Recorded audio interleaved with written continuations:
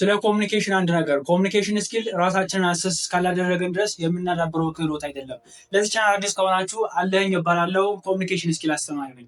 ሪሌት የምታደርጉ ሰዎች ከሆናችሁ ቻናሉን ሰብስክራይብ በማድረግ ቤተሰቡ ኮሚኒኬሽን ስኪላችን በጋራ እናሳድግ። ለምንድን ነው ኮሚኒኬሽን ስኪላችን ለማዳበር አሰስ ማድረግ ያለብን? ኮሚኒኬሽን በተመለከተ የትኞቹ ቢሄቪየሮች ነው መቀየር ያለብን የሚለውን ነገር በቀላሉ ለመለየት። ለምሳሌ እኔ ኮንተንት ክሬት ማድረግ ከመጀመሪያ በፊት የንግግር ፍጥነቴ በጣም ዝግ ያለ እንደነበር አላውቅም። ለእኔ ኖርማል ነበረ። ችግሩ ዝግ ማለት ብቻ አልነበረም፣ ዲፎልት ነው።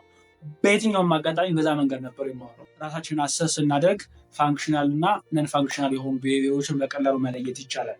3 ስቴፖችን ተከተሉ ራሳችሁን አሰስ ለማድረግ። አንደኛ ራሳችሁን ሪካርድ ማድረግ፣ ቀላሉ መንገድ እሱ ስለሆነ። ሁለተኛው ስቴፕ አሰስመንት ነው። ቦዲ ላንጉጃችሁን አሰስ ለማድረግ ሪካርድ ያደረጋችሁትን ቪዲዮ መመልከት ቁጭ ብላችሁ። ያልተመቻችሁ የቦዲ ላንጉጃችሁ ክፍል የትኛው ነው? ፖስቸራችሁ ነው? ፋሻል ኤክስፕሬሽናችሁ? ሃንድ ጀስቸራችሁ ኤክስፕሬሲቭ የሆነ ሃንድ ጀስቸር አላችሁ? ይሄን ነገር ማስተካከል አለብኝ ብላችሁ የምታስቡት ነገር ካለ ጻፉት።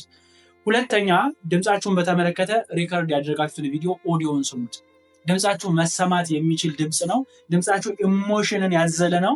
ውጭ ስትሆኑ ከሰዎች ጋር ኮሚኒኬት ስታደርጉ ከሰዎች ጋር ስታወሩ ኢንቴንሽናሊ የተማራችሁትን ነገር አፕላይ በማድረግ በመሞከር መውጣት መውረድ የሚችል ድምጽ ነው። ሚለዲ ያለው ያልተመቻችሁ አሁንም የድምጻችሁ ክፍል ካለ መጻፍ።